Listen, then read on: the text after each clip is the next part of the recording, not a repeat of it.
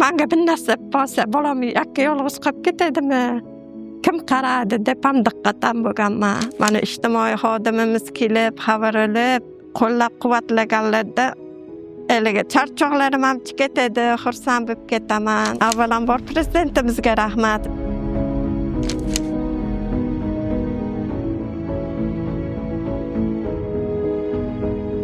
O'g'lim birinchi guruh nogironı.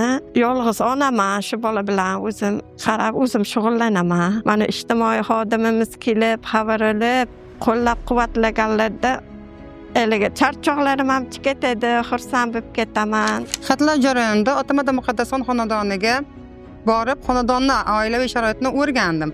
Shu oilaviy sharoit o'rganganimda opa yakka yolg'iz, ya'ni turmushidan ajragan oila bo'lib, opaning 2 nafar farzandi bo'lgan. Shundan bir nafar farzandi 1998-yil tug'ilgan Jakbaril Ayibxon birinchi guruh nogironi, ya'ni bolalikdan nogironlik bo'lganligi sababli kes menejment asosida ularga bir nechta xizmatlar biriktirdim. Avvalambor opani tushkun kayfiyatdan chiqarishlari uchun psixolog biriktirildi va birinchi guruh nogironligi bo'lgan farzandlariga uzun market orqali voucher shakllantirib, unga ko'chaga chiqishi uchun aravacha olib berildi. Bundan tashqari opani o'zlari kasal bo'lib qolganliklari uchun hamda hech qayerda ishlab stajlari bo'lmaganligi sababli Inson ijtimoiy xizmatlar markazi tomonidan yoshga doir nafaqaga chiqarishga yordamlashdik. Kuz-qish mavsumi uchun 1 million so'mlik moddiy yordam tayinlandi. Bundan tashqari opani xonadonlariga har oyda bir marotaba bo'lsa ham vasiylik homiylik orqali ham homiylar atri orqali ham opaga oziq-ovqat mahsulotlari,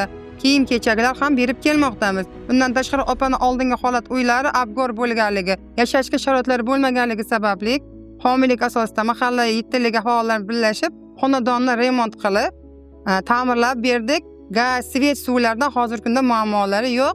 Opa hozir yaxshi yashab kelmoqdalar. O'g'limni yaxshi ko'raman. Bir joy borsam ham hayolim bunda bo'ladi. Menga bir nasib bo'lsa, bolam yakka yolg'iz qolib ketadimi?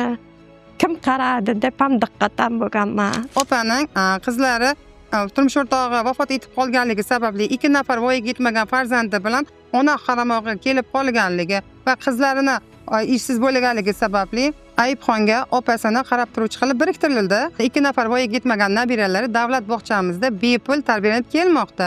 Bundan tashqari opaning hozirgi kunda kambag'al restor oilasida turganligi sababli 12-oila poliklinikamiz tomonidan bepul dori-darmon va bepul davolanish xizmatlaridan foydalanib kelmoqdalar. O'g'lim mana shu ijtimoiy xodimlarni yaxshi ko'radi. Ijtimoiy xodim emas, inson markazi.